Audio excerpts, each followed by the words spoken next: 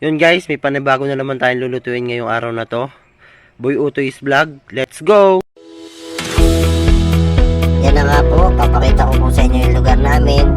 Ito po yan sa amin sa Mount Balahaw. Yan, ganyan po maganda sa aming lugar. Talagang bukid na bukid po. Ngayon po lulutuin ko ngayon ay munggo, tsaka tuyo. Yan. Ayan po yung talagang kombinasyon, napakasarap po na yan. Papakulong ko na nga po ang munggo sa ating munting lutuan. Diuling po tayo ngayon. Kumuha na rin po ako ng sili. Yan. Yan. Lalakad po ako muna. Abay pag-alagala eh.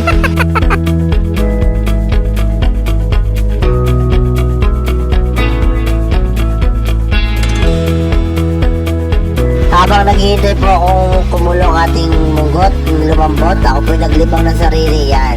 Nagtira-tira po ako sa munting court namin tsaka munting bola namin.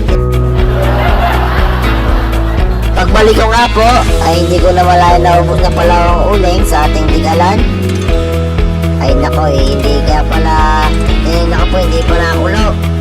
Ay ubos na pala ang uling. Napasarap po sa pagtitira ng ating bola.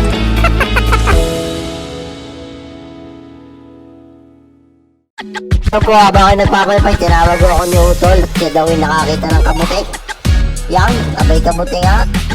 Nakakita ng 3 pirasong kabuti. Ay mga hindi pa bukad, mga busupay. Ayan o, itong tawagin dito sa amin ay mamunso.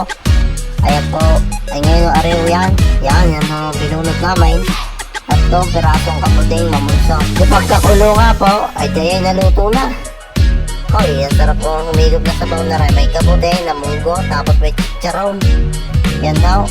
Ay di ako nagpirito na rin ng tuyo at nagpangay. Minaki ko ang iba yung pipinirito. May timpla na rin ako ng suka maalang. Yan, may sili, bawang. Salamat po.